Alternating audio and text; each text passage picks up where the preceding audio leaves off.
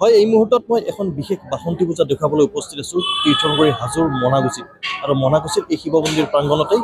প্ৰতি বছৰে অনুষ্ঠিত কৰি অহা হৈছে বাসন্তী দুৰ্গা পূজা আৰু এই মুহূৰ্তত মই যি সামগ্ৰিক পৰিৱেশ দেখুৱাবলৈ মোৰ যি সহযোগীক অনুৰোধ জনাইছোঁ বিভিন্ন প্ৰান্তৰ পৰা আচলতে ভক্তসকল আহিছে নিজৰ যি মনৰ কামনা পূৰণৰ অৰ্থে তেওঁলোকে চাকি ধূপ নৈবদ্য আগবঢ়াইছে আৰু এই মুহূৰ্তত মই সেই দৃশ্য দেখুৱাই আছে মোৰ সহযোগীয়ে দেখা পোৱা গৈছে যেহেতু প্ৰতি বছৰে বসন্ত কালত এই পূজাখন তেওঁলোকে অনুষ্ঠিত কৰি আহিছে আৰু এইবেলো এক প্ৰকাৰ আনবাৰৰ নিচিনাকৈ তেওঁলোকে এই পূজা ভাগি তেওঁলোকে আগবঢ়াইছে বিভিন্ন প্ৰান্তৰ পৰা ভক্ত আহিছে তেওঁলোকৰ প্ৰতিক্ৰিয়া জানিবলৈ চেষ্টা কৰিম কিন্তু তাৰ পূৰ্বে যি উদ্যোক্তাসকল আছে উদ্যোক্তাৰ পৰা আমি জানিব চেষ্টা কৰিম প্ৰতি বছৰ অনুষ্ঠিত কৰি আহিছে আপোনালোকে পূজা ভাগি এই বছৰ কেনেকুৱা ধৰণে চলিছে হয় আমি পূব মনাগুচি ব্ৰাহ্মণ চৰবাসী ৰাইজে 2002 চনৰে পৰা মা বাসন্তী দুৰ্গাৰ পূজা ভাগ আয়োজন কৰি আহিছোঁ এইবেলি আমাৰ 24 বছৰ অতিক্ৰম কৰিছে এই পূজা ভাগে বৃহত্তৰ হাজোবাসী ৰাইজৰ যথেষ্ট সহায় সহযোগিতা আমি এই পূজাখনত লাভ কৰোঁ বিশেষভাৱে সপ্তমী অষ্টমী নৱমী দশমী এই চাৰিওটা দিনতে আমাৰ ভোগৰ ব্যৱস্থা থাকে নাগাৰাম থাকে আৰু ইত্যাদি কৰি অতি আধ্যাত্মিক পৰিৱেশত আমি এই পূজা ভাগ চলাওঁ আৰু আপোনালোকৰ মাধ্যমৰ জৰিয়তে আমি অসমবাসী ৰাইজলৈ বাসন্তী দুৰ্গা পূজাৰ শুভেচ্ছা জ্ঞাপন কৰিছোঁ সকলো ভালে থাকক আপোনালোকৰ সংবাদ মাধ্যমৰ কণ্ঠও মুক্ত হৈ থাকক সকলোৰে মংগল কামনাৰ্থে মা বাসন্তী দুৰ্গা শ্ৰীচৰণত প্ৰাৰ্থনা জনাইছোঁ বিভিন্ন প্ৰান্তৰ পৰা লোক আহিছে আৰু প্ৰতি বছৰৰ নিচিনাকৈ এইবেলিও দেখা পোৱা গৈছে বিভিন্ন প্ৰান্তৰ লোক কি ক'ব এই ক্ষেত্ৰত হয় হাজাৰ হাজাৰ লোক আমাৰ এই মনাগুচি বাসন্তী মন্দিৰত আহি উপস্থিত হয় মহাসপ্তমী যোৱাকালি ষ্টাৰ্ট হৈছে মহাসপ্তমীৰ পৰা দশমীলৈকে হাজোৰ তথা অসমৰ বিভিন্ন প্ৰান্তৰ পৰা আনকি যোৱাবাৰ আমাৰ ইয়াত উত্তৰ আমেৰিকা কানাডাৰ পৰা আহি আমাৰ এই মন্দিৰত সেৱা লৈছে মা বাসন্তীৰ সকলোৰে কৃপাদৃষ্টি থাকিব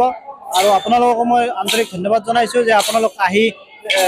আমাৰ এই মনাগুচি বাসন্তী মন্দিৰৰ পৰা যে এই লাইভ কৰিলে তাৰ বাবে আন্তৰিক ধন্যবাদ জনাইছোঁ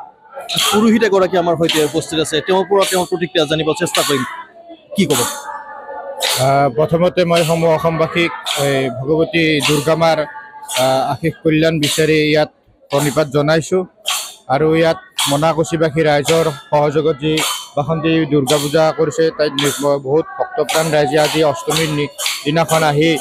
সমাৱেশ হৈছে এতিয়া মূল পূজা ভাগ শেষ হ'ল হোম হ'ব হোম হোৱাৰ পিছত শান্তি পুষ্পাঞ্জলি শান্তি হ'ব আৰু ভোগ প্ৰসাদ বিতৰণ হ'ব গতিকে ইয়াত বিশেষভাৱে এই বাসন্তী পূজাৰ এটা বৈশিষ্ট্য আছে যে আমাৰ শৰৎকালৰ দুৰ্গা পূজাতকৈ এই বসন্তকালৰ বাসন্তী পূজাৰ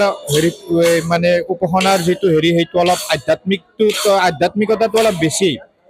যদিও শৰৎকালৰ পূজাত আমাৰ বাহ্যিকতাটো অলপ বেছি থাকে কিন্তু বাসন্তী পূজাৰ এই বসন্তকালৰ বাসন্তী পূজাটোৱে হ'ল আচল দুৰ্গা পূজা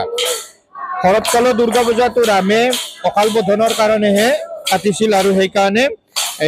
এইটো আচলতে এই ৰামৰ অকাল বোধনৰ কাৰণে পাতে পূজা আৰু এই বাসন্তী পূজাটোৱে হ'ল বাসন্তী পূজা বসন্তকালৰ পূজা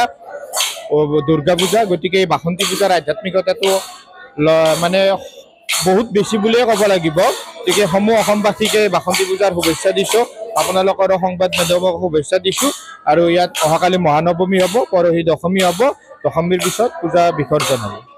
ধন্যবাদ জনাইছোঁ এই আছিল এই পূজাৰ যি মূল পুৰোহিত তেওঁ আছিল আৰু এই মুহূৰ্তত মোৰ সহযোগীয়ে দেখুৱাই আছে যিহেতু আয়তীসকলে নাম প্ৰসংগ তেওঁলোকে জুৰিছে পুৱাৰ ভাগৰ পৰা দেখা পোৱা গৈছে যি আয়তীসকল আহিছে বিভিন্ন প্ৰান্তৰ আয়তীসকলো আহি ইয়াত আচলতে দেখা পোৱা গৈছে নাম প্ৰসংগলৈ তেওঁলোকে এই পৰিৱেশ আচলতে উজ্জীৱিত কৰি তুলিছে আৰু বিভিন্ন যিসকল আছে যিসকল দৰ্শনাৰ্থী আছে যিসকল ভক্ত আছে ভক্তসকলো আহিছে আচলতে দেখা পোৱা গৈছে এনেদৰে এতিয়া আচলতে ৰাজ্যত যি আন প্ৰান্তৰ সমান্তৰালকৈ হাজোৰ যি মনাগুচিত এই কালী মন্দিৰ প্ৰাংগণত অনুষ্ঠিত